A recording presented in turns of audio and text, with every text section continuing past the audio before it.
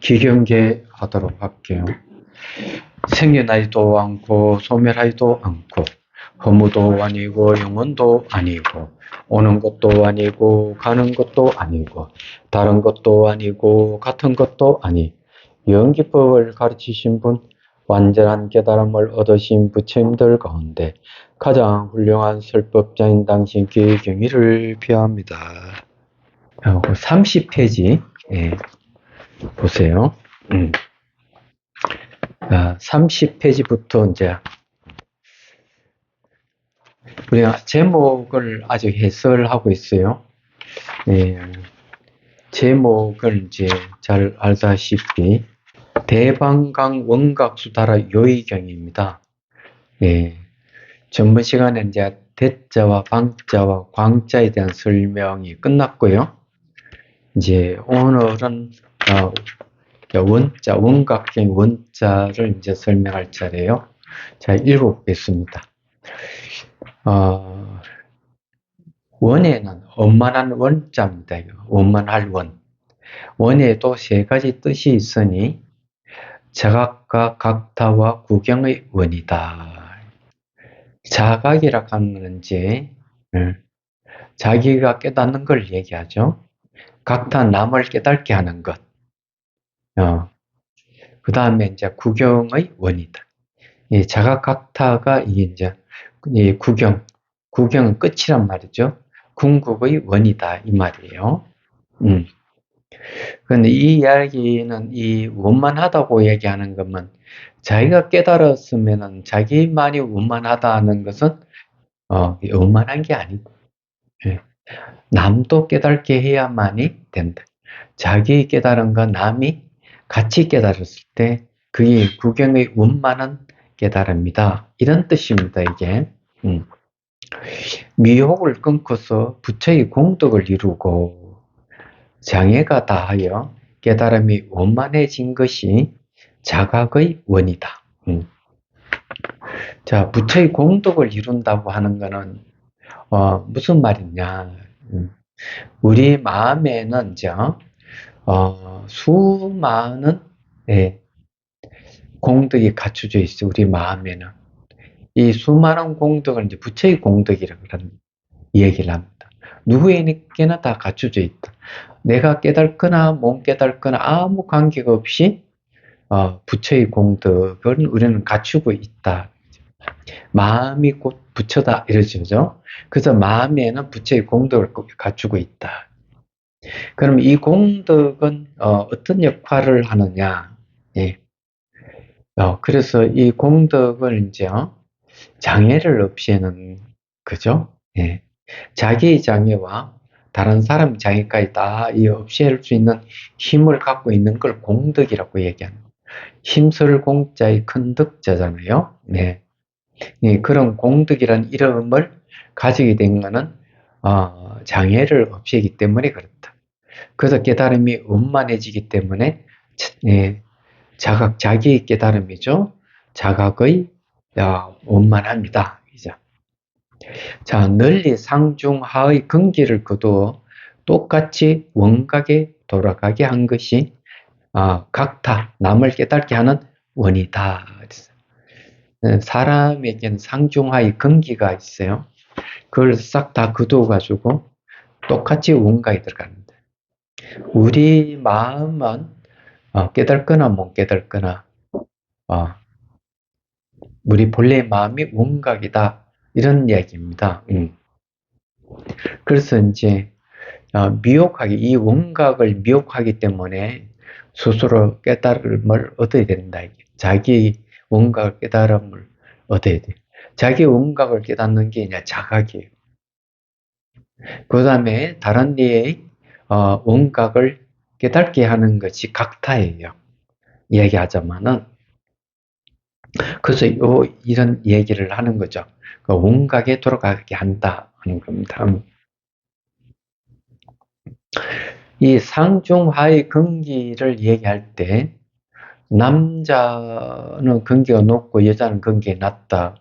어린아이는 근기가 낮고 어른은 근기가 높다. 이런 건 없어요. 남자든 여자든 아이든 어른이든 똑같이 상근기, 중근기, 하근기가 있다. 이렇게 얘기. 그래서 하근기에서 중근기로, 중근기에서 상근기로 이렇게 근기를 이제 바꿀 수가 있어요. 그래서 이제 불법 공부하고 수행을 하게 되면은 본인이 근기가 바뀐다. 이 근기라고 얘기하는 거는 본인이 갖고 있는 능력, 예, 능력이라 해야 되나? 그런 거죠. 근성이라 해야 되나? 자, 그걸 이 얘기를 합니다. 자, 정덕하면서 정덕할 것이 없고, 중생을 교화하면서 교한 바가 없으며, 정덕하거나 교화하는 것이 지극히 원만하여, 어떤 것도 원만한 데에 지극하지 않는 곳이 없는 것이 구경의 원이다. 구경의 원을 이제 해석한 거죠. 여기에 중요한 거는 무슨 말이냐면은, 정덕하면서 정덕할 것이 없고, 이 말은 뭔가 깨달음을 얻었다라 새로운 깨달음을 얻다 하는, 깨닫고 보니까 새롭게 깨달을 것이 없다. 그럼 뭘 깨닫느냐 얘기죠. 자기 마음의 본성이 원각이라 하는 걸 깨닫는 거죠. 그래서 본래 다 갖추고 있다. 깨치고 보니까 나한테 다 갖추고 있는 것이기 때문에 정덕하면서 정덕할 것이 없다고 얘기해요. 어느 중생이든 전부 다 원각을 다 갖추고 있기 때문에 중생을 교화하면서도 교할 바가 없다. 이렇게 이제 얘기를 하는 거죠. 그래서 이게 이제 안으로는 정덕하고 바깥으로 교화하는 것이 다 원만해진다. 왜냐하면은 원각이 드러나기 때문에. 원각이 현실로 드러나기 때문에 지극히 원만하여 어떤 것도 원각하지 않는 것이 없는 것이 구경의 원이다. 이렇게 얘기를 하는 겁니다. 이게 여러분들 알아야 될 것은 어제 이제 동화사 뭐 볼일이 있어 갔더니만 요새 뭐 깨달은 사람 너무 많다. 이렇게 얘기합니다. 깨달은 사람들이 그 말은 예, 가짜가 너무 많다. 이런 얘기예요. 예. 지나지 걔나 다 깨달았다고. 내용 보면 아무것도 없는. 깨달음이라는 거는 그죠? 예. 새로운 깨달음이 있다고 한다면 그건 다 가짜예요. 네. 새로운 깨달음이 없죠. 깨닫고 보면 자기한테 원만한 깨달음이 다 갖춰져 있기 때문에 새로운 깨달음이 있을 수가 없는 거예요. 이걸 좀 잘 아셔야 돼요. 그래서 깨달은 사람마다 이 얘기 들으면 각각 다르게 이 얘기를 한다 이러면은 그 희한한 일이죠. 다르게 이야기할 게 없는데 원각이라는 말은 이제 본각이라는 말의 다른 이름이고 진여의 다른 이름이고 또는 이제 불성의 다른 이름, 본래 면목의 다른 이름, 말만 다르지 내용은 다 같은 얘기예요. 그래서 원각을 깨달았다 이러면은 깨달은 사람들은 동일하게 자기에게 하나도 이게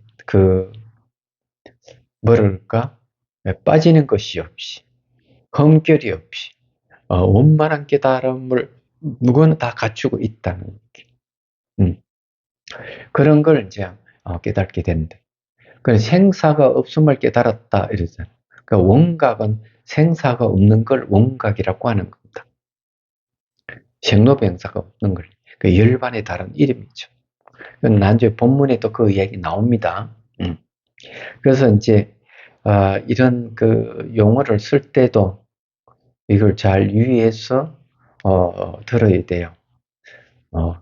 원각이 다르고 열반이 다르고 진여가 다르고 다 다른 것 같아도 다른 것이 아니다. 자, 이치가 지극하여 중생의 앓는 마리가 사라지고 성인과 범부가 혼연히 같아지니 성인과 범부가 왜 같아지느냐? 깨닫고 보니까 다 똑같더라. 부처의 원각인 중생의 원각이 다른 것이 아니다. 조금이라도 치우쳐 한정된 견해가 없다. 이것이 둥근 원, 원만함이 되는 근거이다. 이른바 둥근 원, 원과 구경에 만족한다는 뜻이 모두 여기에 모아진다. 그래서 이 둥근 원자, 원각경의 원이라는 말이 그런 뜻이다. 대방강 원자에 대한 설명을 했습니다. 자, 깨달음에 대한 얘기 나옵니다. 자, 원각하면 각자에 대해. 깨달음도 세 가지 뜻이 있으니 본각과 시각, 본각과 시각이 둘이 아닌 각. 자, 본각과 시각이 둘이 아닌 각은 구경각이라 그러죠. 네. 자, 본각은 대, 자각은 방, 각타가 광이라고 하니 대방광, 네. 문각 수다라 요이경 이렇게 얘기할 때, 예, 바로 깨달을 각자의 벌써 이렇게 대방광이 다 갖춰져 있다. 본각이라 하는 것은 대, 이 크다고 하는 것은 한계가 없는 걸 얘기하는 거예요. 자각은 방, 자기가 이제 깨달음 얻었다 이죠. 자기의 깨달음을 얻는 것을 방이다. 방이라 하면 바르다. 이런 얘기. 각자 남을 깨닫게 하는 것은 광이다. 자기를 깨닫는 것은 자각이라 하는 것은 모방자 방이죠. 그런데 남을 깨닫게 하는 것은 왜 그 넓을 광자를 썼을까? 자기는 한 사람인데 중생은 불가사의 많잖아요. 그런 중생을 깨닫게 한다 하는 것은 넓을 강일 수밖에 없는 거예요. 이야기하자면. 그래서 근본은 뭐예요? 본각의 대를 이야기합니다. 이 큰 대자 안에 자각과 각타가 다 들어가는 거예요. 그래서 이제 자타의 깨달음이 원만하여 본각과 같아짐을 원각이라고 한다. 그래서 원각이 이 본각을 이제 큰 대자 쓰는 이유가 앞에 얘기했듯이 자각과 각타가 전부 다 본각에서 벗어나지 않는다는 얘기죠. 그래서 자타의 깨달음이 원만하여 본각과 같아짐을 원각이라 한다. 이렇게 이제 이 얘기를 하는 거죠. 여기서 중요한 게 뭐가 하냐 하는 거죠. 깨달음이라고 하는 것은 자기 깨달음에서 끝나는 게 아니다. 나만 깨달으면 된다 이러는 거는 이기적인 거죠. 그렇잖아요. 자기가 뭐 이제 생사에서 벗어났어. 기분이 좋았어. 나 이제 생사에 벗어났어. 후생을 받지 않고 나 이제 완전히 깨달음을 얻었어. 이러면 참 좋죠, 그죠?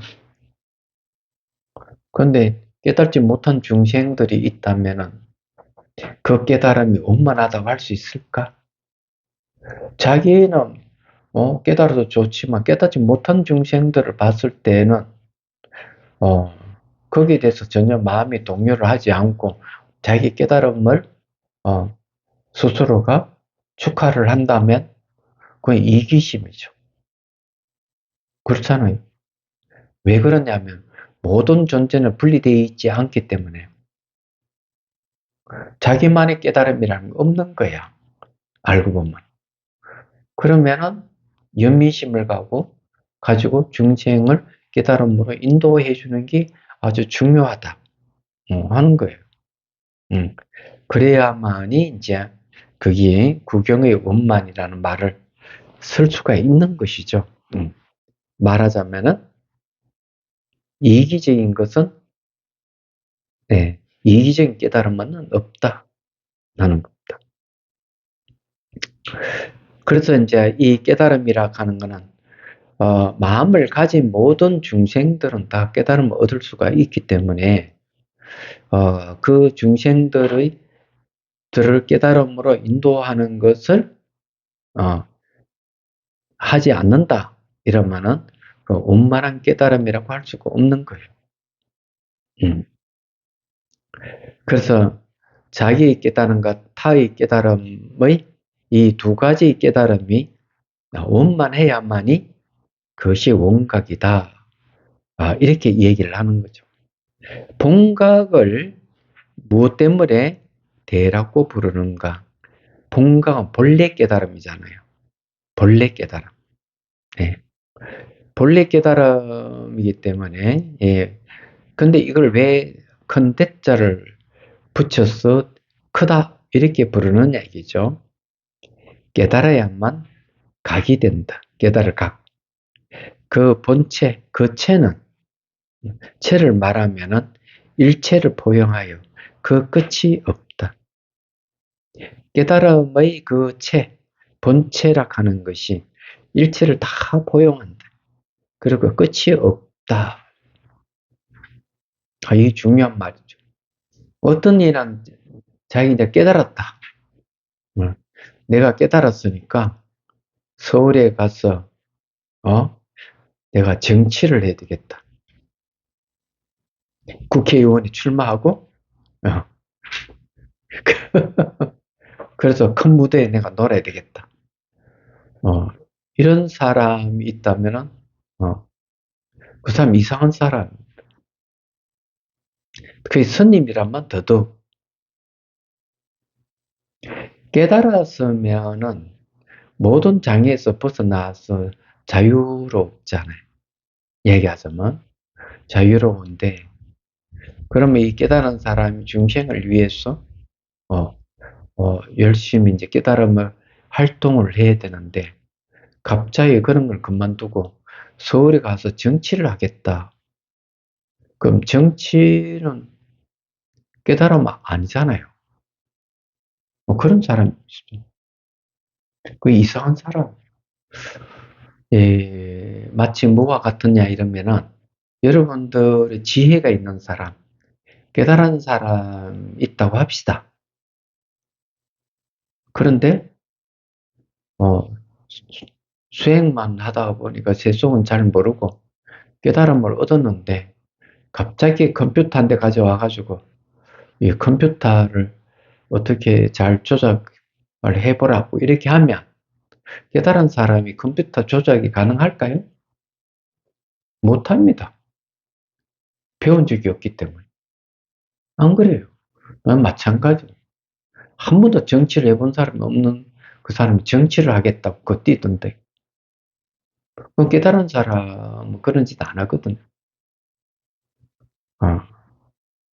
마치 뭐와 같았냐면, 이번에 히말라야 가서 산을 넘는데, 수행을 열심히 하면 산을 넘는 데 도움이 된다. 이렇게 말하는 사람이 있어. 그래서 말도 안 된다네. 그랬 산을 넘기 위해서 수행한다는 게 있을 수가 없다. 수행을 하기 위해서 산을 넘는다. 이렇게 말을 바꿔야 된다. 얘기를 했어요. 깨달음을 얻는다 하는 건 삶과 죽음의 문제를 해결하는 건데,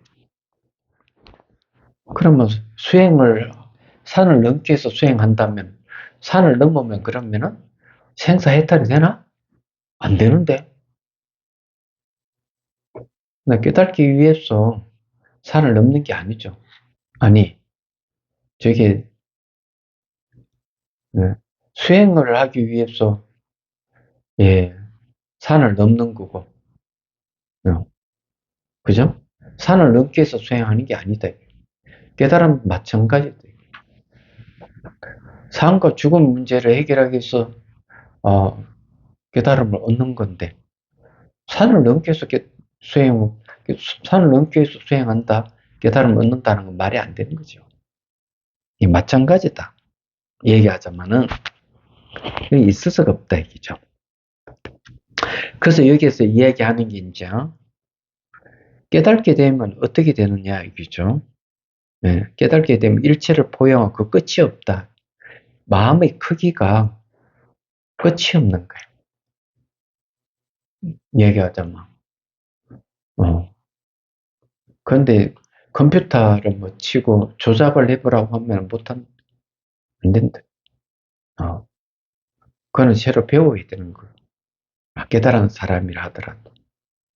그거는 지혜에 관계되는 게 아니고 깨달음과 관계가 없는 거예요, 그거는.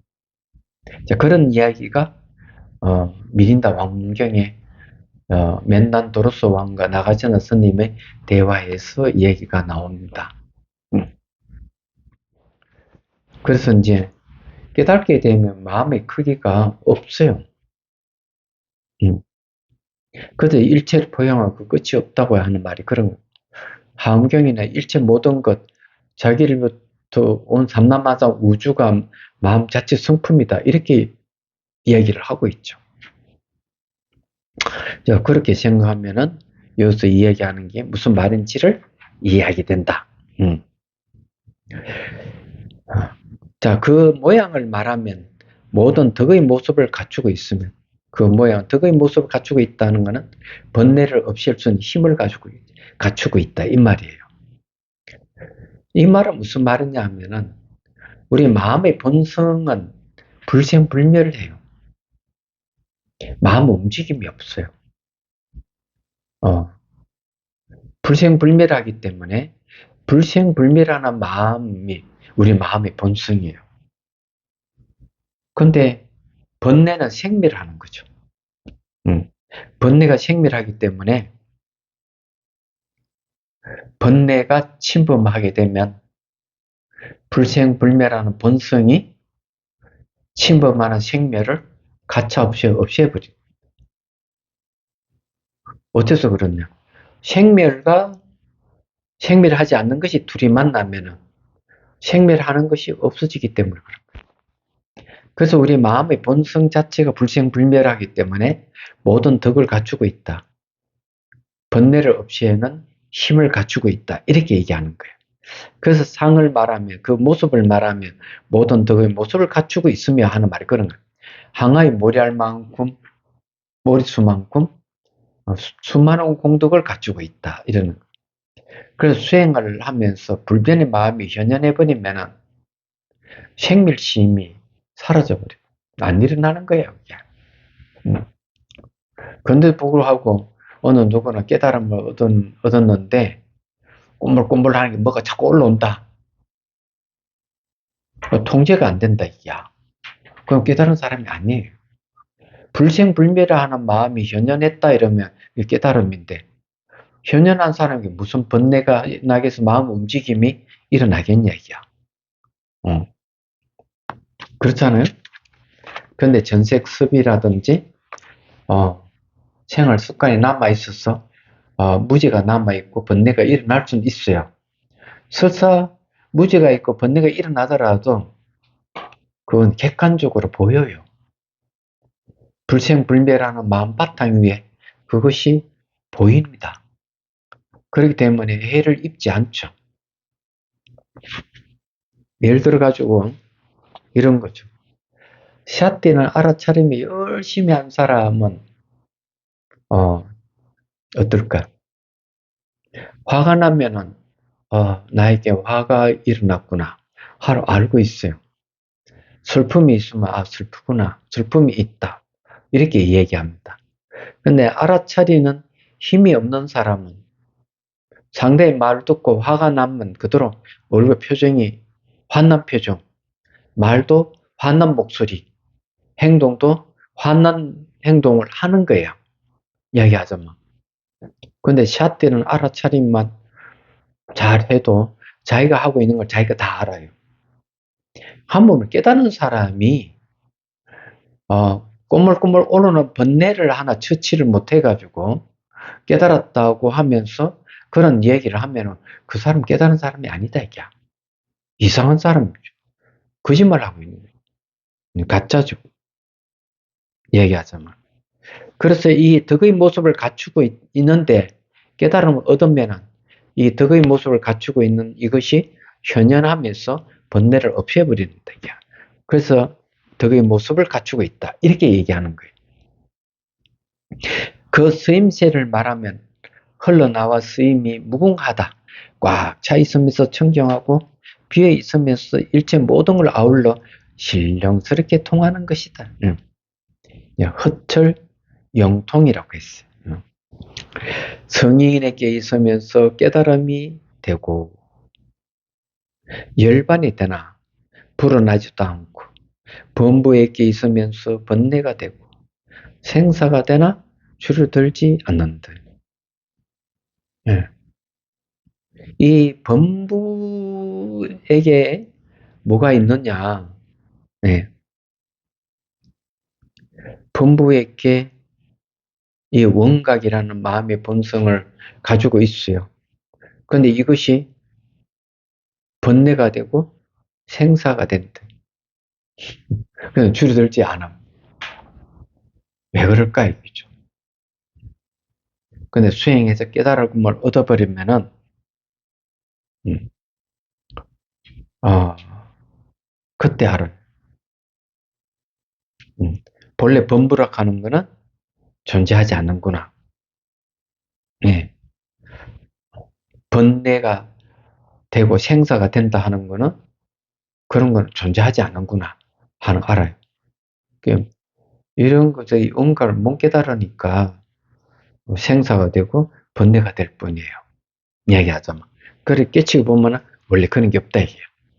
그래서 이런 마치 하늘의 교교한 달빛이 더럽히거나 깨끗한 것, 아름답거나 추한 것을 가르지 아니하고 빈부와 귀천을 묻지 않으면서 널리 일체 중생이 그 빛을 똑같이 받게 하는 것과 같다. 깨달으면은 문제가 없는데 못 깨달으면은 이 원각이 번뇌나 생사의 모습을 띠고 나타난다 이런 얘기야. 깨달아 버리면은 번뇌나 생사의 모습이 없어져 버리죠. 그래서 어, 이 무지 무명은 야 원인이 없이 일어난다. 원인 없이 일어나기 때문에 얼마든지 그 무명을 없앨 수 있고 번뇌를 없앨 수가 있다. 뿌리가 없는 거니까.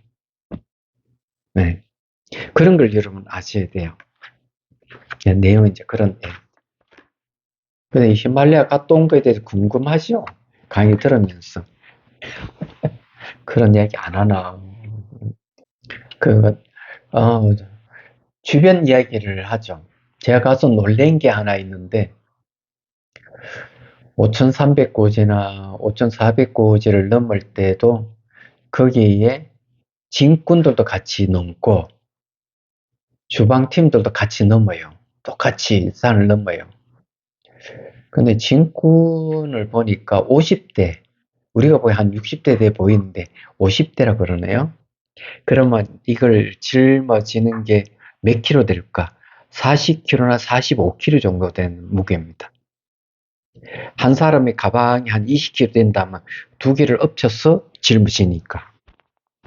그런데 5,300고지는 5,400고지를 넘는다면 말도 안 되죠. 근데 특히 눈이 와가지고 눈이 조금 녹아서 미끈미끈 하는데 한 사람은 아이젠을 찾지만은 한 사람 아이젠도 차지 않고 그냥 그 얼음같이 미끈거리는데 이 40km 이상 되는 것 짊어지고 넘는 거예요. 야, 신통방통한 걸 봤다. 아주 놀라운 일이죠. 네. 그것도 이렇게 발 디디는 어, 노하우가 있더라고요. 얘기 들어보니까 어떻게 가능하냐 같아. 그리고 그렇게 한 16일간 같이 지냈는데 그런 어쨌든 그런 신통방통한 걸 봤다. 우리가 한두 시간 일찍 갔는데 어느새 주방팀하고 진군들은 우리를 초월해서 앞서가기 시작하는 거 보면 역시 뭐가 남다르다. 산에 사는 사람이 그러나? 이런 생각을 했어. 그 다음에 이제 주변 거리 좀 얘기하고 예, 좀 수행 관계되는 얘기도 한번 해드릴게요. 또 이제 여러분 4,200고지에서 냉면 먹어본 적 있어요? 없죠? 그 주방팀은 이 음식을 잘하더라고요. 우리나라 음식을 잘 하는데 가장 맛이 없는 거는 김치야. 되게 맛없어. 그 깍두기는 그래도 조금 먹을만해. 그 냉면을 잘 하더라고. 냉면, 국수, 이런 걸. 그 김밥도 이렇게, 어, 이제 산을 넘을 때는 김밥을 해가야 돼. 왜냐하면 중간에 밥을 지어서 먹을 수 없기 때문에. 김밥도 맛있어요. 그런데 토론나 패스를 넘을 때는 그 5,400고지거든요. 3시 출발해요.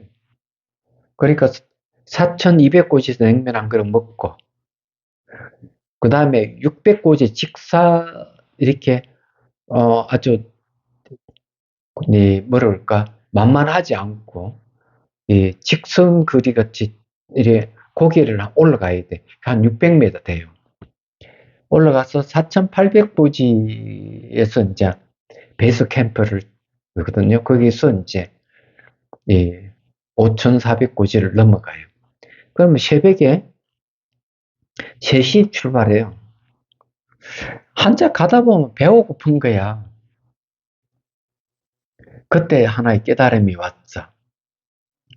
나이가 들면 밥 힘으로 가는구나. 젊으면 젊음의 힘으로 가는데, 이거는 힘 떨어지니까, 에너지를 보충해 뭘 먹어야 돼. 그래서 김밥 한 줄을, 다 먹지 못하고, 한 3분의 1을 먹다가 이 한 줄 이만큼 되면 3분의 1 조금 남았어. 집어넣고 또 올라간다. 그래서 정상 무렵에 와가지고 이제 김밥을 같이 끝내 먹는데, 딱 끝내 보니까 벌써 얼었어. 이야기하죠. 여러분, 김밥 얼은 거 먹어본 적 있어요? 없죠?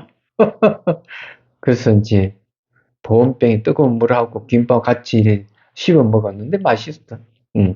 배가 고프면 맛있는 거예요. 이야기하죠. 4,200고지는 5,000고지든 음식을 먹고 맛이 있으면 고산병이 없는 사람이야. 근데 음식 맛이 없는 사람은 고산병이야. 3,000m 가서 음식보다 맛이 없고, 4,000m 가도 음식보다 맛이 없고, 이런 고산병이. 음. 그래, 어쨌든, 잘 먹고, 일단 산을 넘고, 이러는데, 아, 다음에는 그 5,000고지를 안 넘었으면 좋겠다는 생각도 했어요. 얘기하자면. 근데 안나푸르나 스킷이라는 그 동네 자체가 골짜기는 깊고 산이 높고 그런 동네예요. 다녀보니까 경치는 매우 아름다워요. 그냥 쿠무 히말리아에 거기에, 어, 저게, EBC는 5,300고지인데, 거기는 막 올라가가지고 가는 곳이 아니거든요. 그냥 뭐 한 5,000m에서 5,300고지 가는 정도밖에 안 되니까 굉장히 쉬운데, 안나푸르나 스키스 이 안나푸르나를 한 바퀴 도는 건데, 그거는 그렇지 않았던 거예요. 그래서 이제 경치는 아름답고 하더라도 가장 험악한 곳이구나. 예, 그런 생각을 하게 됐어요. 근데 그 쿤부 인말리아는 그거 보면은 한 2천 몇 메다 르블라 공항에서 쭉 가가 3,400고지의 남체에 가가지고 거기서 또 가가지고 이제 4,000m, 4,000, 2m까지 이렇게 가거든요. 근데 완만하게 올라가잖아요. 그러게, 그 다음에 4,800고지를 갔다가 거의 한 5,000m 가죠. 그러면 이게 막 확 올라가고 이런 게 아니고 완만하게 가고. 그것도 5,300고지가 엘리베이터도 베이스 캠프 EBC란 말이에요. 너무 쉬운 거예요, 그게. 음. 그래서 다음에는 산을 넘고 싶지 않다는 생각했어요. 어, 좀 불필요하다는 느낌에 수행하는데 꼭 산을 넘어야 되는가 하는 그런. 네. 그래서 무수타항이 좋겠다. 무수타항은 높아봐야 4,000m밖에 안 돼요. 최고 높아도. 보통 한 3,600고지 정도밖에 안 되니까 거기에는 명상하기에 딱 좋은 그 기습 명상이 딱 좋은 코스가 무수탕이라 하는 걸 알게 됐어요. 그래서 이제 가는데 이번에 갔을 때의 특징적인 게 하나 발견인데 그 지역에는 기운이 좋다. 그래서 그 킹나 패스를 넘을 때 한 3,600고지에 절에서 잤다. 그 절은 다른 롯지보다 훨씬 시설이 좋았어요. 이제 지금 이야기하는 건 이제 들어줄 필요가 있다. 앞에 거는 그냥 하는 얘기고. 그래서 기운이 참 좋아서, 야, 이 절에 요양원을 차리면 참 대박 나겠다. 그래서 그만큼 기운이 좋은 거예요. 얘기하자. 그냥 침대에 턱걸쳐 앉아도 허리가 쭉 펴질 정도로 기운이 좋다 하는 거죠. 그래서 거기에서 이제 그 롯지 그 식당에 저 가보니까 또 깜짝 놀랐어. 그 식당에 막 향기가 나는 거야. 그거 왜 그런가 했더니만 산에 있는 향나무를 가지고 불쏘시개를 하고 있는 거예요. 그래서 향나무를 좀 어릴 때 아버지가 향을 빚어가지고 태우던 기억이 있어서 좀 많고 얻었다. 그래서 그런 추억이 있는데 이 기운하고 관련되는 게 여러분들 알아야 돼요. 혹시나 뭐 어디 가더라도 혹시 그런 뭐 히말라야 가더라도 방을 고르되 두 군데에는 피해야 된다. 하나는 냉기가 많은 곳, 냉한기가 많은 곳에는 자지 말아야 된다. 힘들어요. 그 다음에 기운이 뺏기는 방이 있어요. 그러면 정신이 행해집니다. 아니 기운을 받아야 되는데 내 기운이 뺏긴다면은 거기에는 문제가 있는 거예요. 그래서 그런 걸 잘 가려서 방을 방이 이상이 있다면 바로 바꿔야 되고 이번에 그런 일이 있었다. 작년에 수미산 갔을 때도 그 해상구사님이 식당에 앉았는데 정신을 못 차리고 이렇게 그래서 딱 자리를 바꾸니까 그런 증세가 사라져. 그런 자리는 기운을 뺏기는 자리예요. 그럼 몸을 상하게 할 수가 있다. 냉기가 많은데도 마찬가지고. 그래서 그 킹나 저기 뭐고 킹나 패스를 넘어서 가니까 그 지역에 뭐냐 안나푸르나 산맥이 쫙 있는데 큰 마을이 있어요. 근데 마을이 있는데 뭔가 좀 남달라요. 마치 덕곡이나 우리 저 앞에 여러분들 이 덕곡이 가면 고요하고 좋잖아요. 이쪽에 가천을 흐르는 저쪽 골짜기도 양쪽 산이 있으면서 그 사이로 쭉 차를 타고 가면 매우 평화롭죠. 얘기하자면. 그 사이에 중간에 이 자비선사가 있습니다. 잘 생각해 보십시오. 근데 거기에 이제 마낭이라 하는 지역이 그런 지역이에요. 양쪽 산에 그 골짜기에 마을이 너무나 평화롭고 고요한 거예요. 그래서 거기에 안나푸르나 산에 뭐가 있느냐 밀라데파 동굴 수행처가 얘기하자면 그건 너무나 궁금하죠. 야 이런 데는 수행하기 딱 좋은 환경이다. 이 자비성사가 왜 고요하고 평화롭고 기운이 그렇게 강하지도 않고 약하지도 않고 왜 좋으냐 이러면은 양쪽 골짜기 사이에 있어요. 잘 생각해 보면 그래서 여기가 아주 명당입니다. 거기에 이 만남지에 가보고 알았어. 거기도 멜라데빠가 왜 여기 동물수행지를 정했느냐 하는 걸 알겠더라고요. 그래서 실제 산에 이제 가니까 밀라데빠가 한 군데가 아니고 동굴 수행지가 세 군데나 얘기야. 얼마나 좋았으면 세 군데의 동굴 수행처를 만들어 놨을까, 이게. 그러다 두 군데는 빙판에서 못 가고, 한 군데에는 이제 탑이 모셔져 있어. 돌탑에 발자국이, 밀라데프의 발자국이. 우리가 수미산 위에 5,600고지에 내려가면은 절이 하나 있어요. 그 절 안에 밀라데프 동굴 수행체가 있는데, 그 절 법당문을 탁 열고 들어가면은 너무나 따뜻하고 부드러워요. 그 기운이 그래요. 그와 마찬가지로 이 밀라데프가 수행했던 곳에는 뭔가 남다른 데가 있더라, 이게요.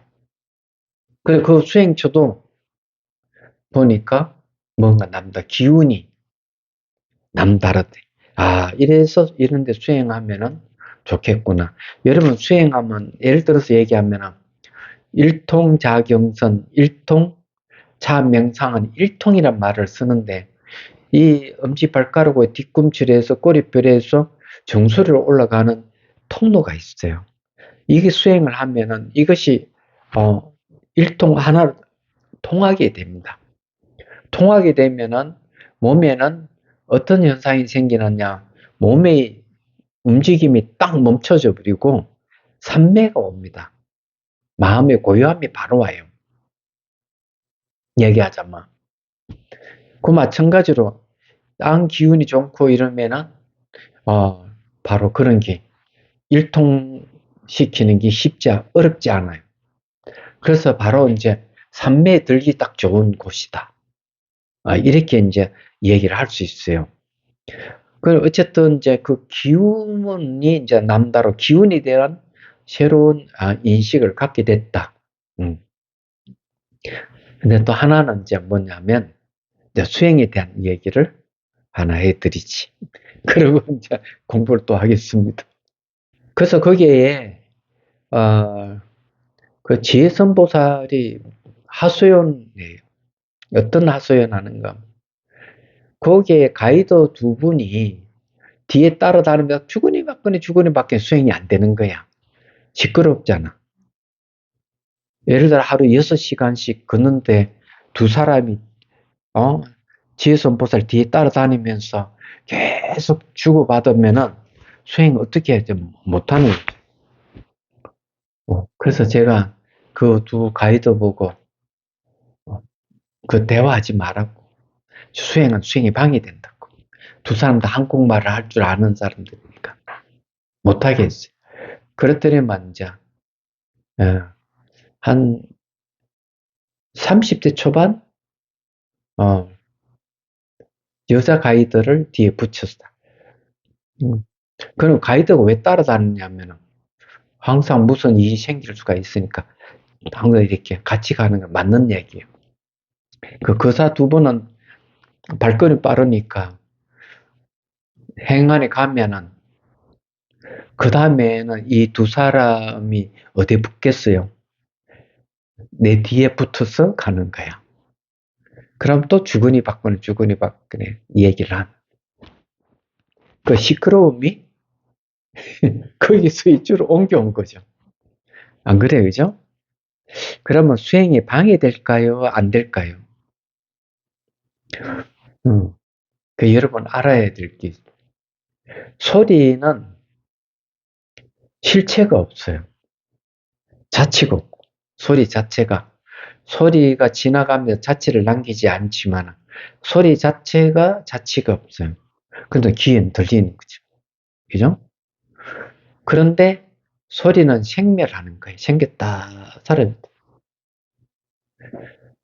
소리는 생멸하지만은 본연의 마음에 현연한 돼 있는 사람에게는 장애가 없어. 소리는 생멸하지만 본연의 마음은 불생불멸하기 때문에 아무렇지도 않는 거예요. 얘기하자면.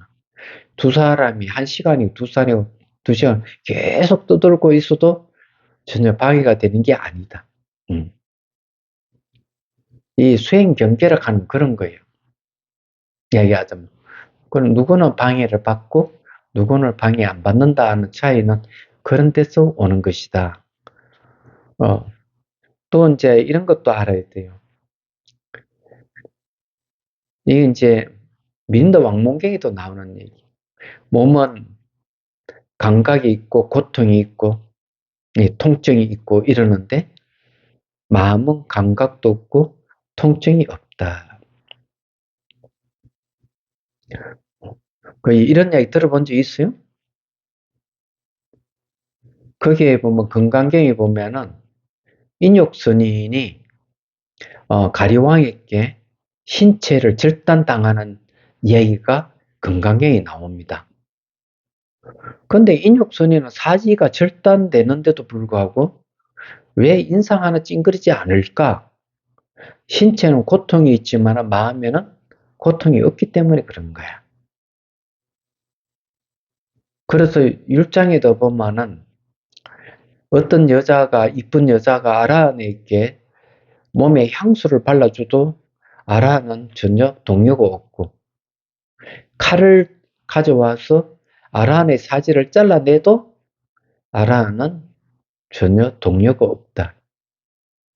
이렇게 이야기, 기록이 나와 있어요. 그 이야기야. 근데 이게, 극기선명상하고 무슨 관계가 있냐? 관계가 있어요. 5300고지, 5400고지를 넘을 때 극한의 고통이 따릅니다. 얘기하자면. 극한의 고통이 다른데 가장 고통스러운 사람들이 어떤 사람이에요? 정상이 왜 안 보이지? 이런 생각을 하게 되면 산을 넘기가 어려운 거예요. 가도 가도 끝이 없거든. 그렇지만 앞뒤가 끊어진 경계로 수행해 가면은 그 정상이 가고 싶은 마음이 안 생긴다. 그 가야 된다는 생각이 없어요. 끝없이 걸어가도 전혀 힘들지 않다. 얘기하자면 몸은 고통은 있다. 왜? 킹나 페이스를 넘을 때는 거의 한 7시간 이상 걸린 것 같아요. 끊임없이 올라가는. 그러면 몸의 고통이 얼마나 크겠어. 그런데 마음은 전혀 그런 것이 없다. 너무나 대비되죠. 얘기하자면. 그래서 수행 경계락 하는 것이 그런 것으로 나타난다 하는 얘기예요. 그래서 이게 4,000m, 5,000m 가면서 생각이 일어나면 힘들지만 한 생각도 일어나지 않는다면 육체적 고통은 있지만 마음은 평화롭다. 육체의 고통이 끄달리지 않으면 더 좋다. 그래서 여러분들도 수행해가지고 불변의 마음에 현현할수록 그렇게 노력을 해야 돼요. 그래서 깨달음이라 하는 거는 불생불멸하는 마음, 생로병사가 없는 마음에 현현해야만이 그 깨달음입니다. 얘기하자면. 그렇지 않고 깨달았다 이러면은 그건 이제 좀 문제가 있다. 이렇게 보는 거예요. 또 생각나면 또 수행 경계에 대해서 말씀드리죠. 31페이지. 네. 네. 거기에 이제 제일 밑에 허철은 채로, 용통은 용으로, 청정은 채로, 미만은 용으로 볼 수 있겠다. 그렇게 볼 수 있다 하는 것은 원순 스님의 그렇게 이제 해설을 한 거예요. 근데 틀린 말은 아니에요. 맞는 얘기입니다. 예. 허철이라 하는 거는 빌허, 예, 깨뚫을 철, 그걸 허철이라 그래요. 텅 비어 있으면서 이렇게 내외가 이렇게 분명한 걸 얘기하는 거지. 안과 밖이 확 트인 걸 얘기하는 거. 이 극기서명상 하다 보면은 이제 뒤도 볼 수 있거든요. 앞을 보면서 싹 걸어가면 좌우도 보이지만 뒤도 보여요. 그래서 전체가 다 보이는 거예요. 전체가 다 보이는 게 마치 이렇게 텅 비어 있으면서 툭 터져 있는 것 같은 그런 거. 허칠이는 그런 뜻을 가지고 있다. 이야기하죠. 제가 이거 이야기를 했죠. 여러분한테 제가 강의하면서도 머리부터 발끝이 다 보인다 그랬죠. 제가 몸이. 뒤쪽도 보이고. 이런 거는 이제 뭔가 막 그런 비슷하다. 우리는 앞은 잘 보이, 좌우로 안 보여, 뒤는 안 보이잖아. 근데 뒤도 이렇게 텅 비어 있으면 있어. 텅 열려 있는, 비어 있으면 텅 열려 있다 그러면은, 여러분 얼마나 편안하고, 시원하고, 걸림이 없는지 상상이 잘 안 될 거예요. 얘기하자면. 허철이라는 말이 그와 비슷한 개념으로 생각하면 됩니다. 됐어요? 안팎이 노릇하다 이런. 그렇죠. 네. 안갑하게 환하게 비어 있는 거죠. 비어 있어도 한. 이 빌허자잖아. 비어 있다는 얘기. 예. 철이라 하는 거는 이렇게 깨뚫려져 있는 막힘이 없는 것 이런 뜻이에요. 자, 32페이지. 자, 이와 같이 오묘한 체는 체락하는 본체, 바탕이죠. 예. 존재의 근원, 바탕은 우주를 쌓아놔도 넓지가 않고 얼마나 컸으면 우주를 쌓아놓고도 안 넓다 이게야. 그죠? 털 오라이 끝에 놓이더라도 작지가 않다. 이 말은 이거와 비슷해요. 마음은 펼치면 우주 법기를 사고도 넉넉함이 있고 마음을 거두면은 티끌 속에도 들어간다. 이거는 이제 보죽사기도 주신결에 나오는 이야기죠. 그와 같은 이야기예요. 오묘한 체는 해는데 체는 뭐를까요? 바탕. 바탕. 예. 바탕이란 말은 어렵지 않죠. 네. 가구와 미래를 감사 처음과 끝이 없고 처음과 끝이 없다 하는 가구와 미래가 없다는 소리 마찬가지예요. 근데 왜 가구와 미래를 감사 않겠어요? 그 이유는 가구와 미래는 중생을 이야기하기 때문에 중생세간을 얘기하기 때문에 그래요. 중생세간을 감사 않으면서도 처음과 끝이 없고 일체 국토에 두루하여 이시리지거나 모자라는 것이 없다. 불변의 마음이 현현하면은 바로 일체 국토만의 우주 법계의 마음이 두루하게 됩니다. 있는 것도 없는 것도 아니면서 어떠한 때라도 그렇지 않는 것이 없다. 때를 가리지 않는다 이런 말이에요. 그게 왜 그러냐? 불변이 바뀌지 않기 때문에 어떠한 때라도 그렇지 않는 것이 없다 이렇게 하는 거예요. 만일에 그 마음이 바뀌는 것이라면 어느 때라는 또 그렇지 않는 것이 없다는 말을 할 수가 없어요. 바뀌는 마음이라면 바뀌지 않는다. 이게 마음 바탕이 그와 같다. 이것이 본각의 크기가 되는 근거이다. 네, 대가 되는 근거다. 이죠. 본각이라고 하면 본래 깨달음이라는 것은 마음 바탕과 같다. 이런 뜻이에요. 자각은 자기 깨달음을 얘기하죠. 무 때문에 모방, 반듯하다고 하는가. 번뇌 속에 있던 중생의 훈련이 스승의 가르침으로 자기의 기틀을 돌이키며 자기 기틀은 자기 마음 바탕을 얘기해요.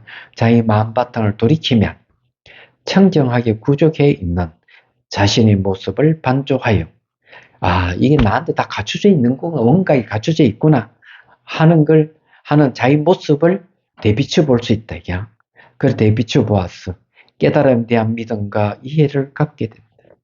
깨달음에 대한 믿음과 이해를 갖게 된다. 이에 삿된 견해를 버려 삿되다 하는 것은 인과를 부정하는 걸 삿되다 그래요.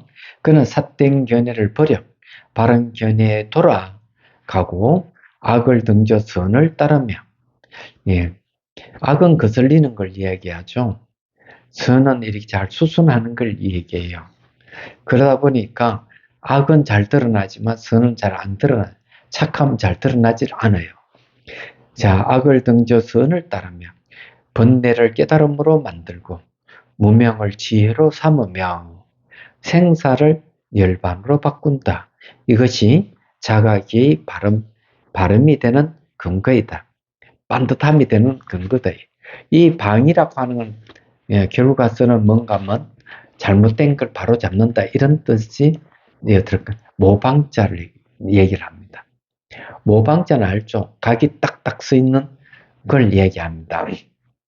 각타 남을 깨닫게 하는 것은 무 때문에 넓다라고 하는가. 스스로 깨달아 미혹을 끊어 공덕을 이룰 수 있다면 모든 중생이 똑같은 불성을 지니고 있으면서도 미혹해 있음을 널리 보게 된다. 즉 내가 깨닫고 보니까 중생에게도 다 부처의 성분을 다 갖추고 있는데도 불구하고 미혹해 있다 이야. 그걸 이제 보게 된다 이런 거죠. 이에 한없는 자비의 방편을 베풀어 거침없는 보살행으로서 여러 가지 모습을 나타내고 법을 스라에 널리 일체 중생에게 풍요로운 이익을 줄 수 있다. 이것이 남을 깨닫게 하는 것이 넓게 되는 근거이다. 중생이 불가사의하기 때문에 넓다는 말을 표현하는 거예요. 중생의 한계가 있다면은 그건 넓다고 얘기할 게 아니에요. 중생이 끊임없이 생기기 때문에 그래요. 그래서 넓은 거예요. 33페이지로 넘어갑니다. 또 자각은 스스로의 깨달음을 방이라 하면서 넓은 뜻을 지니고 이때 이 방은 뭐냐 하면 미혹에서 깨달음으로 바꾸기 때문에 잘못에서 발음으로 돌아왔기 때문에 방이라고 하는데 넓다고 이야기하는 거는 마음에 이제 걸림이 없어지기 때문에 넓다 이렇게 하는 거예요.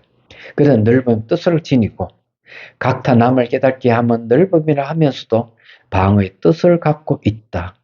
중생을 구제하기 때문에 넓지만은 그 중생도 미혹에서 깨달음으로 바뀌기 때문에 방이란 모방자 방이란 뜻을 갖고 있다. 이렇게 얘기하는 거예요. 악을 그치고자 하면 어떠한 악도 끊지 못할 것이 없고 왜 그러냐면 악의 본성이 없기 때문에 악이라 하는 자체 성품이 없기 때문에 얼마든지 악을 끊을 수 있다. 선을 행하고자 하면 어떤 성도 지니지 못할 것이 없으며 착함이라 하는 것도 자체 성품이 없기 때문에 얼마든지 선을 다 지닐 수가 있다. 떠나려고 하면 떠나지 못할 바가 없고 자체 성품이 없다면 떠나려고 하면 언제든 떠날 수가 있다. 고정되어 있지 않대. 하려고 하면 하지 못할 바가 없다. 자체 성품이 없기 때문에 무자성이기 때문에 얼마든지 뭘 하더라도 걸리지 않는다. 이 때문에 자기의 깨달음이 방해되면서 넓음의 뜻을 겸할 수 있는 것이 된다. 그러니까 장애가 없다 이런 말이죠. 그래서 선하지 못할 것이 없고 떠나지 못할 것이 없고 하지 못할 것이 없고 이런 거는 전부 다 장애가 없기 때문에 한다. 그냥 넓다 이런 말을 하는 거예요. 널리 일체 중생으로 하여금 또한 나처럼 악을 그치고자 하면 악을 그치지 못할 것이 없게 하고 그렇게 할 수 있는 능력이 생긴다. 깨닫게 되면은 선을 행하고자 하면 선을 행하지 못할 바가 없게 한다. 이 때문에 남을 이롭게 하는 것이 그 남을 깨닫게 하는 것이 넓음이 되면서 방의 뜻을 겸할 수가 있다. 그러니까 을지 중생들은 널리 행하기 때문에 광이고 그 일체 중생을 이렇게 잘못을 올바르게 바꿀 수 있기 때문에 모방자, 반듯하게 된다 이런 뜻이에요. 다 이건 이제 옛날에 한 번씩 강의를 했기 때문에 이게 강의가 가능한데 제가 옛날 원각경 강의보다 지금 강의하는 것이 훨씬 쉬워요. 뜻이 분명하고 얘기하자면 그리고 이 지금 내용을 잘 보면은 한무퉁퉁선사의 그 주석은 명쾌합니다. 굉장히 명쾌하게 해놨어요. 그래서 깨달으신 분의 주석이 뭔가 다르다는 걸 알 수가 있는 거죠. 그러니까 이런 걸 이제 한무퉁퉁선사의 안목을 이렇게 우리가 공부를 하고 있다 이렇게 보면 돼요. 안목이 있어야 돼요. 예를 들어 가지고 이런 도자기도 그냥 눈으로 봐가지고, 이 좋은지 나쁜지, 예술적으로 잘 만들어진 건지, 이런 걸 판단하는 게 미흡하다고 얘기합니다. 그 유홍준 씨 얘기 들어보면, 지금 국립박물관 관장하고 있잖아요. 그죠? 근데 그분 말씀은 그런 얘기. 이런 도자기 같은 이런 것도 돈을 주고 사봐야 된대요. 자꾸 사다 보면 돈을 주고 사기 때문에 그 안목이 생기기 시작한다. 돈을 주고 산다 하는 건 직접 체험한다는 소리예요. 얘기하자면 눈으로 보고 사지 않는 거는 체험이 제대로 안 되는 거예요. 그래서 이게 도자기도 잘 만들어진 건지 예술적인 걸 잘 뽑아졌는지 또 그의 작품에 덕이 있는지 흠이 있는지 이런 걸 다 알 수가 있다. 말하자면 마찬가지로 그런 하나의 도자기라든지 하나의 미술품, 하나의 글씨 이런 보는 안목이라 하는 게 있거든요. 근데 수행도 똑같아요. 직접 체험해봐야만이 안목이 생겨요.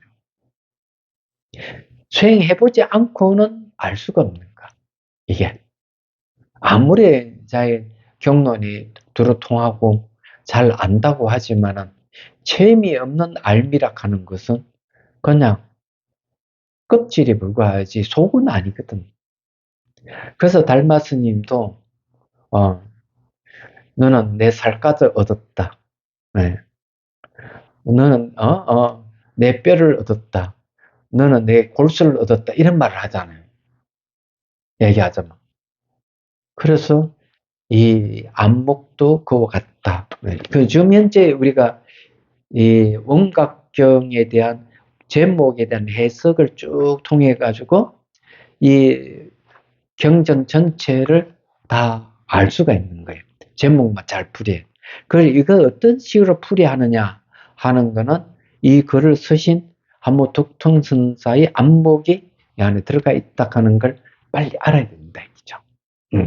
자, 좀 더 봅니다. 34페이지. 자타, 나와 남의 깨달음이 원만하여 본래 깨달음과 같아짐을 무엇 때문에 원각이라고 하는가? 원만한 깨달음이라고 하는가? 스스로 정독했더라도 정독했다는 마음이 아직 남아있어. 능과 소의 견해가 사라지지 않았다면 능소락하는 뭔가 주관과 객관적 주객의 견해가 사라지지 않았다면 어찌 지극한 그 정덕이라 이름할 수 있겠는가? 주관과 객관이 이렇게 상대하고 있는 거는 끊임없이 잡생각, 이 감정 이런 게 올라옵니다. 그래서 주객의 견해가 사라지지 않았다면 제대로 정독한 게 아니다. 제대로 체험된 게 아니다. 비록 중생을 교화하더라도 마음에 교화한다는 생각이 남아있어. 바깥에 아직 교화할 경계를 볼 수 있다면 어찌 큰 교화라 이름을 알 수 있겠는가. 그래서 수행은 어떤가 하면은 수행은 하면 할수록 뭔가 붙어있는 찌꺼기를 제거하는 흔적을 남기지 않도록 하는 게 중요하다. 수행자는 수행을 하면 할수록 조그마한 장애도 생기지 않도록 다 털어버린다. 그게 아주 중요하다. 장애가 있으면 안 된대. 그래서 이 보면은 어느 스님이 조주선사한테 와가지고 스님 저는 한 물건도 가져오지 않았습니다. 저 깨달은 거 맞지요? 인정을 구할 때 내려놓아라. 그는 무일물이 다른 공성인데 공의 뜻이 깨달음 뜻이잖아요. 그런데 한 물건도 없다 하는 저는 깨달았습니다. 이러니까 너 깨달았다 하는 그거 빨리 내려놔라. 깨달았다는 흔적도 가지고 있으면 안 된다. 말하자면. 그래 내려놓을 게 없는데요. 이러니까 짊어지고 가라. 이 말에 깨달음은 없죠. 수행자는 체험을 했으면은 그것마저 놓아버려야 되는데 체험했던 게 아까워 계속 붙들고 있으면 진전이 없어요. 퇴보하지, 나아가지를 못하는. 그렇기 때문에 끊임없이 놓아버리는 게 이제 수행이다. 이렇게 보면 돼요. 그래서 정덕했다는 알레마리가 사라진 연회야. 정덕했다는 찌꺼기가 사라진 연회야. 지극한 정덕이 되고 중생과 부처라는 상대적인 견해가 다 없어진 연회야 큰 교화가 된대. 그래서 42장경에 보면 그런 얘기죠. 부처님께 공양 올리는 것보다는 예, 이름 없는 깨달은 이에게 공양 올리는 게 낫다. 이런 얘기를. 왜 그럴까? 부처님께 공양 올리는 것은 부처와 상대되는 중생이라는 게 있는 거야. 그렇지만은 전혀 이름이 없는 그런 도인에게 공양 올리면은 부처와 중생이라는 차별에서 벗어나니까 그는 얘기를 하는 거죠. 얘기하자면 그렇다. 그래서 이게 부처라는 그런 상대적인 견해가 있으면은 안 된다 이게야. 내가 깨달았다는 뭐를 가지고 있으면 안 된다. 지극한 정덕과 큰 교화의 경계가 본래의 깨달음과 같아지면은 연기에 걸림이 없고, 연기라 하는 건 상호 우존하고 있는 이 세계, 부분이 곧 전체고 전체고 부분에는 이 세계에 걸림이 없어. 삿된 법과 바른 법, 선과 악, 시비, 오형과 청정, 범부와 성인, 깨달음과 미혹이 전체로 다 하나의 경계가 된다. 깨달음과 번뇌가 서로 걸림이 없고, 생사와 열반, 열반은 불생불멸하죠. 생사가 없는 거죠. 생사와 열반에서 어긋남이 없으며 지혜와 어리석음이 통하여 반야가 되고, 왜 그러냐면 생사, 열반, 지혜, 어리석음이 전부 다 무자성이기 때문에 자체 성품이 없어서 그래요. 그래서 서로 통하여 반야가 지혜가 되고 천당과 지옥이 모두 정토가 되니 일체를 가지거나 놓아버리는 것이 손 안에 달려있고 수순하고 거스르는 삶이 세상의 흐름에 따른다. 세상의 흐름에 따른다 하더라도 아무 문제될 것이 없다. 그런 얘기예요. 이것이 자타의 깨달음이 원만하여 본래 깨달음과 같아져서 원각이 되는 근거이다. 대화, 큰 교화, 이런 얘기예요. 자, 35페이지. 범의 안욕따라 삼막삼불이는 이 번역하면은 무상 정변 정각이라 한다. 위 없는 바르고 두루한 바른 깨달음 이런 뜻이에요. 안욕할 때 아라 하는 거는 부정사거든요. 그래서 안욕 이런 게 이제 위 없다는 무상을 얘기하죠. 따라 삼막삼불이 되기. 삼막삼하는 걸 바르다 이런 뜻이에요. 그래서 정변할 때 바를 정자가 들어온 거죠. 삼불이 하는 거는 정각을 얘기죠. 그래서 바른 깨달음 이렇게 하는 겁니다. 자, 이른바 무상정변 정각은 여기서 말하는 대방각 원각이다. 위없는 바르게 두루한 바른 깨달음의 다른 이름이 뭐냐면은 크고 방정하고 넓은 원만한 깨달음, 대방광 원각이다 이렇게 얘기하는 이런 걸 해통이라고 그래요. 무상정등 정각과 대방광 원각과 다른 게 아니다. 말만 다르지만 같은 걸 얘기한다. 무상을 위없다 하는 것은 크다. 이때 크다 하는 한계가 없는 금을 바르고 두루하다 하는 것은 방광이면 정각은 원각이다. 바른 지혜는 자각이고 두루한 지혜는 각타이며 바른 지혜는 자기 깨달음이고 두루한 지혜는 중생을 구제하기 때문에 중생을 구제하는 다른 일을 깨닫게 하는 것이며 이런 자타와 각타가 모두 삿된 것이 지어지지 않는 것을 두고 정병정각 바르고 두루한 바른 깨달음이라고 한다. 방은, 네, 반듯한 방은 능과 소가 사라지고 주객이 없고, 넓을 광은 자와 타가 평등하며, 원만한 원은 구경에 원만한 극치 궁극을 하고, 원만한 궁극이고, 깨달음은 본래 깨달음과 비로소 깨닫는 것이 둘이 아닌 이치이니, 그러면 그 구경각이지. 모두 바른 깨달음의 뜻과 같은 것이다. 그러므로 바른 깨달음이 원각이라는 사실을 알아야 한다. 그럼 깨달음이란 말이 뭔지 모르시죠? 깨달음. 자, 깨달음에 대해서 간단하게 얘기할게요. 깨달음이란 말을 어떤 뜻이냐 하면은 이런 뜻이, 도를 깨다, 창의 유리창을 깨다. 예. 변화가 있는 거죠, 그죠? 어떤 기존에서 다른 쪽에 전환이 되는 거.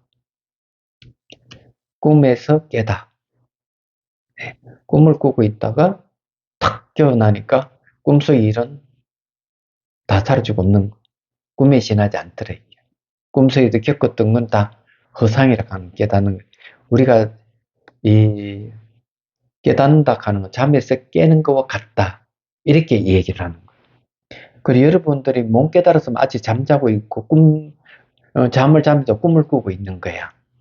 깨달음을 얻어버리면은, 그거는 꿈속의 일이구나. 알아. 그게 깨달음이에요. 그러면 깨달음 내용이 뭘까? 생사가 없음을 깨닫는다. 삶과 죽음이 없음을 깨닫는다. 그냥 불변의 마음이 현현하는 걸 그걸 얘기하는. 그래서 본부에서 성인으로 탁 바뀌어버려. 자, 질문 있으면 하십시오. 오늘 저 보니까 선초구사님이 그러죠. 옛날에 그렇게 선악 인문을 그렇게 어렵게 배웠는데 요즘 탁 선악 인문을 내용을 보니까 너무나 알기 쉽더라. 수준이 올라가 버렸죠. 여러분들 강의 들으면 어렵다 하다 어느 순간 쉬워지면 수준이 올라간 거예요. 이해가 되시죠? 그러니까 지금 어려우면 좀 지나면은 쉬워진다. 그러면 여러분은 수준이 바뀌었다. 이렇게 얘기할 수가 있다. 질문하세요. 그 너무나 쉬운 이야기를 해드릴까? 그 안나푸르나 스키 끝나고 포카라에서 한 이틀 머물렀는데, 포카라에는 뭐가 있느냐면 호수가 있어요. 호수가에 뭐가 있느냐면 음식점이 많이 있어요. 한 음식점에 가서 2층에서 음식을 먹는데 그게 저게 이탈리아 국수를 뭐라고 그래요? 네? 파스타. 그 파스타가 억수로 맛있더라고. 왜 맛있는가 씹어보니까 밀가루가 맛있는 밀가루야. 서울에 인도 네팔 음식점이 있는데 그 동국대 후문에 있는 인도 네팔 음식점 맛이 없어요. 그다음 명동 앞에 인도 네팔 음식점이 있어요. 그거 사람들이 늘 사있어. 왜 그런가 하면 그 음식점의 밀가루가 너무나 맛있거든. 그런데 포카라의 그 음식점 밀가루도 너무나 맛있었어요. 그래서 호수를 바라보면서 파스타를 먹으니까 너무나 맛있고 편안하고 좋더라. 이런 이야기는 귀에 쏙쏙 들어오죠. 각타가 어떠고 각타 운만이 어떠고 이러니까 머리가 막 아프죠. 자, 해양기 하도록 중생들을 구하려는 마음으로 깨달음의 정수를 이룰 때까지 부처님과 법과 선보에 항상 기이합니다. 지혜와 자비를 갖추고 이종을 위해 노력함으로써 부처님 앞에 머물겠습니다. 원만한 부르심을 일깨우겠습니다. 홍계가 있는 한 중생이나 저도 함께 따라 머물며 중생의 고통을 없애는 자로 남겠습니다.